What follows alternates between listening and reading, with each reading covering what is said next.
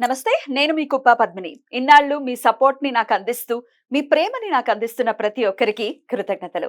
ఇప్పుడు చూడబోతున్న ఈ వీడియో కూడా ఖచ్చితంగా మీకు ఉపయోగపడుతుంది. లైక్, షేర్ అండ్ సబ్స్క్రైబ్ చేసి మీ ఇష్టాన్ని, అలాగే మీ సపోర్ట్‌ని నాకందించండి. అలాగే ఈ వీడియో పట్ల మీ అభిప్రాయాన్ని కామెంట్ సెక్షన్‌లో కామెంట్ చేసి నాకు తెలియజేయండి. నమస్తే. నమస్తే. Welcome to our channel. నేను కుప్ప పద్మిని. ప్రస్తుతంతో పాటు ప్రముఖ ఆధ్యాత్మికవేత్త, ప్రముఖ న్యూమరాలజిస్ట్ లక్ష్మీ నరసింహస్వామి ఉపాసకురాలు శ్రీమతి స్రవంతి గారు మనతో పాటు ఉన్నారు. మాట్లాడదాం. నమస్తే అక్క. నమస్తే పద్మిని. అక్క, నవగ్రహాలలో అత్యంత ప్రామినెంట్ రోల్ ని ప్లే చేసేటటువంటి గ్రహం ఖచ్చితంగా రాహు గ్రహం. చాలా చాలా ఈ మొబైల్స్ కి కానీ, ఈ మీడియాకి కానీ, సాఫ్ట్వేర్ కానీ, బ్యాంకింగ్ కానీ, వీటిలన్నిటికీ కూడా రాహు చాలా చాలా మేజర్ రోల్ ని ప్లే చేస్తూ ఉంటారు. అయితే రాహు ఇచ్చే రిజల్ట్స్ అసలు మన ఊహకు కూడా అందమని చెప్తుంటే ఆశ్చర్యం అనిపిస్తుంది. అసలు మనం ఊహించం. ఒక 1 పక్కన ఇన్ని సున్నాలు కూడా పెట్టచ్చా అన్న రేంజ్ లో ఇస్తారు. అంతే అతల వితల సుతల రసాతల తలాతల పాతాల లోకానికి కూడా తీసుకెళ్ళగలడు అన్నప్పుడు భయంగా అనిపిస్తుంది. బట్ బలోపేతం చేసుకోవాలి రాహుని అంటే ఏం చేయాలక్క? రాహుని మీరు చూడండి, కెమెరామెన్లను చూస్తే నాకు ఆశ్చర్యం అనిపిస్తుంది అనమాట. అంత చిన్న దాంట్లో మొత్తం అంతా వాళ్ళు అంటే ఇమాజినేషన్ చేసుకోగలరు ఎలా ఉంటుంది వీడియో అని చెప్పి. మీరు చూస్తే మూవీస్ అయినా కానీ చాలా కష్టం, ఒక చోట నుంచి చేయాల్సిన పని నిజంగా చెప్పాలంటే. అవునా కదా? అంటే ఓపిక కూడా అవసరమే. రాహు ఓపిక ఇస్తాడు, ఇమాజినేషన్ ఇస్తాడు అనేది మనం చెప్పుకోవచ్చు. ధైర్యం కూడా. మీకు మిలిటరీ వాళ్ళని చూస్తే most of the military persons are from 4. Army, navy ఇదంతా 4 అనమాట. ఎట్లా అంటే ధైర్యం. కుజుడు అనేది స్ట్రాంగ్నెస్ ఇస్తుంది, అంటే మెయింటెనెన్స్. ఎట్లా అంటే ఇప్పుడు నువ్వు చూడు 9 డెస్టినీ నెంబర్ కదా, చిట్కెల మీద 10-15 మందిని పని చేయించగలుగుతావు. అలర్ట్ చేసేస్తావు ఇమీడియట్గా. అవునా కదా? అది ఇస్తుంది. మేనేజ్మెంట్ పవర్ బాగుంటుంది, స్కిల్ ఉంటుంది. అయితే రాహు ఏంటంటే ధైర్యాన్ని ఇస్తుంది. అని ఇప్పుడు లేదు నేను చేయగలుగుతాను ఈ వర్క్ అనేది వెంటనే నిన్ను నువ్వు సంభాళించుకోగలుగుతావు. రాహు మంచి ప్లేస్లో ఉంటే కనుక, దాన్ని బలోపేతం చేసుకోగలిగితే కనుక ఎలాంటి ఉపద్రవాన్నైనా కూడా నేను ఛేదించగలుగుతాను, నేను ముందుకు వెళ్ళగలుగుతాను అనే ధైర్యం ఇస్తాడు రాహు. కాబట్టి ధైర్యం కావాల్సిందే మనకి. అండ్ మోర్ ఓవర్ డబ్బు అంటే చాలా ఇష్టం రాహుకి. అవును, నైరుతి వైపు ఉంటాడు, అందుకే ఆయన కుబేర స్థానాన్ని చూస్తూ ఉంటాడట నైరుతి వైపు. కాబట్టి అయితే రాహు బిడ్డలమే, మనకు కూడా ఇష్టం డబ్బు అంటే. ఎవరికి ఇష్టం లేదు డబ్బులు. అది అయితే అంటే ఆయన ఎప్పుడు ఏంటంటే లగ్జరీస్ గా ఉండాలి, అలాగే డిసిప్లిన్ గా ఉండాలి. నీకు డిసిప్లిన్ లేకపోతే కింద పడేస్తాడు. మళ్ళీ డిసిప్లిన్ అంటే ఇష్టం ఆయనకి ఇష్టం. డిసిప్లిన్ అంటే చాలా ఇష్టం. చాలా మంచి మంచి విషయాలు చెప్తాను డిసిప్లిన్ కి కూడా, మీరు చూస్తూ ఉండండి. ఈ మధ్య నేను చాలా మందిని చూస్తున్నాను, కొన్నిసార్లు ఏం చేస్తారంటే వాటర్ బాటిల్ ఇట్లా తాగేస్తాం, మనము తాగేసి వెంటనే ఫ్రిడ్జ్ లో పెట్టేస్తాం. అది తప్పు. నువ్వు పైనుంచి తాగినా కూడా అది ఎంగిలి కిందకే వస్తుంది, మన గాలి తగులుతుంది. కాబట్టి ఆ నీళ్ళు ఎవ్వరికి ఇవ్వకూడదు. ఇంకా అలాగే ఒకసారి ఎంగిలైపోయిన నీళ్లు మనం కూడా తాగకూడదు. అది ఎంగిలే, ఇంకా మన గాలి తగిలింది కాబట్టి అది ఎంగిలే. ఇంకా అవి ఎట్లయినా మీరు చూసి ఒక్కసారి పైనుంచి తాగిన తర్వాత మీరు చూస్తే ఎంతో కొంత అప్పటికప్పుడు పట్టుకున్న నీళ్ళకి దీనికి డిఫరెన్స్ ఉంటుంది అనమాట. అంటే ఎంగిలి కాబట్టి ఎటువంటి పరిస్థితులను మళ్ళీ తాగకూడదు అని చెప్పి. మనకేమో బాటిల్స్ తాగడం బాగా అలవాటు. ఇంకోటి ఏంటి నెక్స్ట్, అలా ఎవరైనా వచ్చినప్పుడు కూడా మనం ఎంగిల్ చేయలేదు కదా అనుకుంటాం, పైనుంచి తాగాం కదా అనుకొని ఇచ్చేస్తాం. అలాగే ఈ మధ్య చాలా ప్రధానమైన ప్రశ్న, ఎవరింటికన్నా వెళ్తే మంచినీళ్ళు తాగుతారా అండి? ఆ క్వశ్చన్ అడగకూడదు ఎవరిని అసలు. అందుకే మనకి వెళ్తూనే మంచినీళ్ళ గ్లాస్తో వెళ్ళిపోవాలి అని చెప్పేది. ఇంకా కావాలా అని అడగకూడదు, మళ్ళీ రెడీగా ఉండాలి వాళ్ళకి మళ్ళీ ఇవ్వడానికి కూడా మన చేతిలో ఉండాలి. అయితే గ్యాడ్జెట్స్ని కూడా చాలా జాగ్రత్తగా వాడాలి. మీరు ఎక్కువ ఎవరితోనూ మాట్లాడకుండా, ఇంట్లో అవసరం లేకపోయినా కూడా మొబైల్ చూడడం అనేది రాహుకి ఇష్టం ఉండదు. ఎందుకు అనంటే he gives importance to the relations. Most of the marriages are divorced only because of the Rahu impact. Okay, అంటే ఏంటి, కమ్యూనికేషన్ లేకపోవడం బట్టే కదా, వాళ్ళకి మాట సఖ్యత లేకపోవడం బట్టే కదా విడిపోతున్నారు. రాహు అనేసరికి ఏమనుకుంటాం మనము, మళ్ళీ పితృదోషం ఉందో లేకపోతే సర్పదోషం ఉందో అనేది అనుకుంటాం. కాబట్టి మనము ఎప్పుడు కూడా ఏమని ఆలోచించాలి అని అంటే, అసలు మాట అనేది ఎలా పెరుగుతుంది? మన చేతిలో మొబైల్ లేనప్పుడు మనం టీవీ చూడకుండా అసలు మాట్లాడడానికి ప్రయత్నించినప్పుడే పెరుగుతుంది. అందుకనే ఆయనకి ఇష్టం ఉండదనమాట ఊరికే మొబైల్ చూడడం. ఇదే మొబైల్‌ని బాత్రూమ్‌లో వాడడం కూడా ఇష్టం ఉండదు ఆయనకి. అవునా?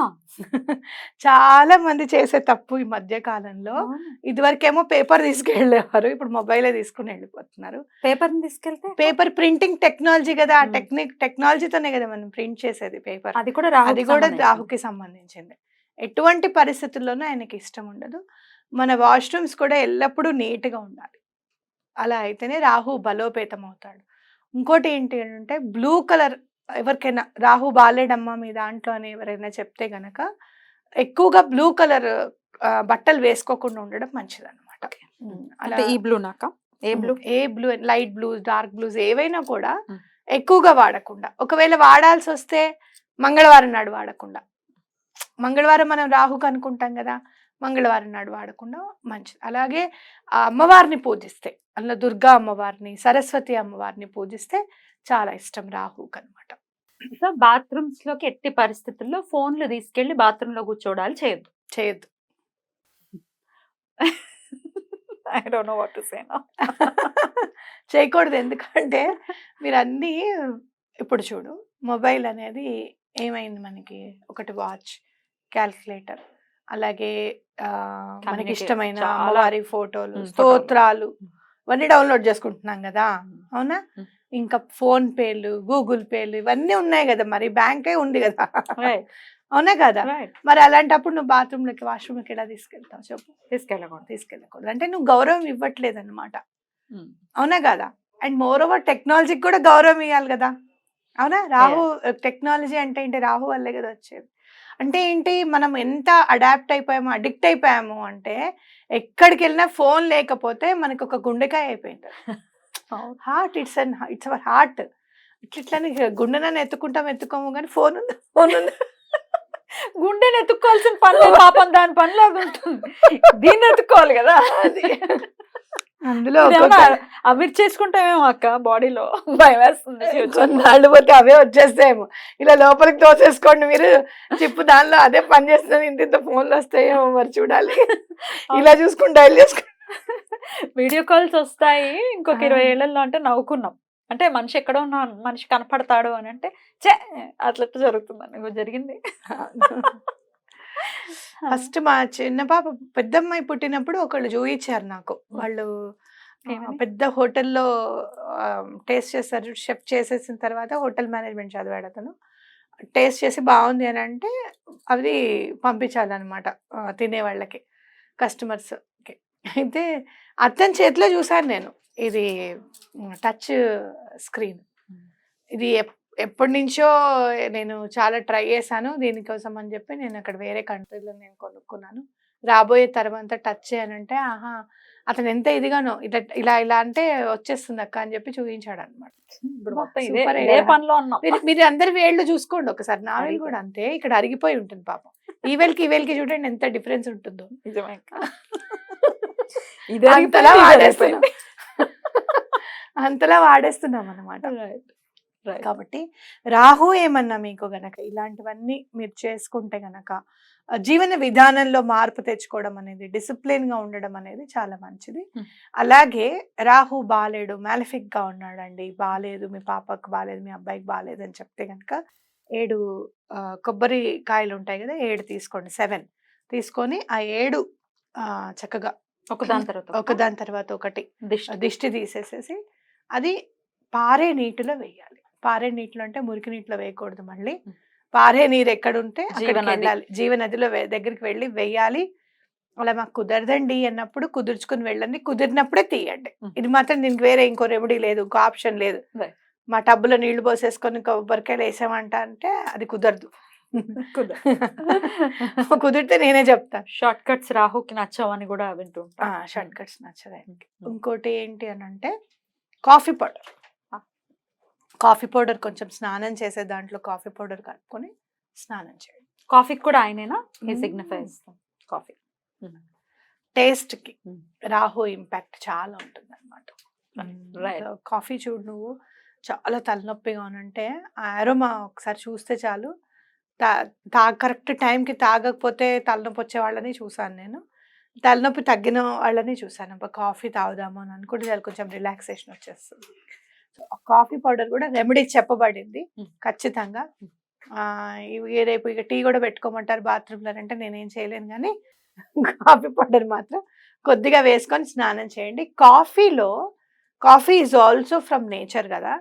మీకు నేను చెప్తాను. కాఫీ పౌడర్ అసలు ఎందుకంత శక్తివంతమైనది అనేది మనం ఇంకో ఎపిసోడ్‌లో షూర్. మాట్లాడుకుందాం. షూర్. అలాగే కాఫీ పౌడర్‌తో ఏం చేయొచ్చు? కాఫీ హ్మ్. కాకుండా ఇంకేం చేయొచ్చు కూడా అవును. మాట్లాడుకుందాం. కాఫీ కాకుండా ఇంకేం జేయొచ్చు. Increases your money. ఎట్లా అవుతుంది? అది స్కిన్‌కి ఎట్లా పనిచేస్తది? ఎందుకు పనిచేస్తుంది? అసలు మనీ విషయంలో కాఫీ పౌడర్ ఏం పని చేస్తుంది? ఇవన్నీ గూడా మనం మాట్లాడుకుందాం. షూర్. కాఫీ హ్మ్. డెఫినిట్‌గా ఆలోచనల్ని డెఫినిట్‌గా పెంచుతుంది. మనం కాఫీ మీరిందాకన్నట్టుగా డెఫినిట్‌గా రిలాక్సేషన్ ఇస్తుంది. దెబ్బకి మైండ్ పని చేయడం మొదలుపెడుతుంది. ఒక కాఫీ హ్మ్. తాగితే మైండ్ అంతా రిఫ్రెష్ అయిపోతుంది. ఎందుకవుతుంది అనంటే అవుతుంది మరి. నేచర్ అది. నేచర్. ఇప్పుడు మీరు చూడండి లెమన్ గ్రాస్ ఉంటుంది. లెమన్ గ్రాస్ ఎలాంటి వాసన ఇస్తుంది అనంటే అసలు మీరు ముట్టుకుంటే నిమ్మకాయని ముట్టుకున్నారా? గ్రాస్‌ని ముట్టుకున్నారో చెప్పలేం మనం. ఓహ్! అవునా? ఆ! పుల్లగా వస్తుందా? వాసన సేమ్ నిమ్మ పండుని పట్టుకొని కొంచెం సేపు ఇలా స్క్వీజ్ ఇలా అన్న చేసి. తర్వాత నిమ్మకాయతో ఏదైనా పని చేసిన తర్వాత లెమన్ గ్రాస్ వాసన ఎడం చేత్తో చూడండి. 2 ఒకలానే ఉంటాయి. వావ్! ఆ లెమన్ గ్రాస్ మీకు ఆహ్, ఈ అదేంటి పర్ఫ్యూమ్స్‌లో వాడతారు. ఈ మంచి మంచి స్మెల్లీస్‌లో వాడతారు లెమన్ గ్రాస్. చాలా కాస్ట్‌లీ. అది ఇంత పంటని వేస్తారు, సేల్ చేసేస్తారనమాట. నైస్. కాకపోతే అప్పులు బాగా. అవుతాయనంట.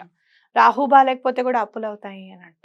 అంటే ఈ ప్రతి గ్రహానికి ఆల్మోస్ట్ ఒకటే క్వాలిటీస్ ఉండి, ఒక్కొక్కటి వేరే వేరే డిఫరెంట్ డిఫరెంట్ క్వాలిటీస్ ఉండుండొచ్చు. అయితే ప్రతి గ్రహానికి కూడా రెమెడీస్ కూడా ఇచ్చాడు భగవంతుడు. అప్పుడు అది బాలేదు. పూర్వజన్మ పాపం అనుకుందాం. అప్పుడు నువ్వు అలా చేసావు కదా! ఇప్పుడు ఈ రెమెడీ చేసి ఇలా ఉండు. ఈ జన్మలోనే నువ్వు బాగుపడతావు అని చెప్పి భగవంతుడు, ప్రకృతి మనకిచ్చిన వరం. బ్యూటిఫుల్ అక్క. చాలా చక్కగా వివరించారు. థాంక్ యూ సో మచ్ అక్క. నమస్తే. నమస్తే.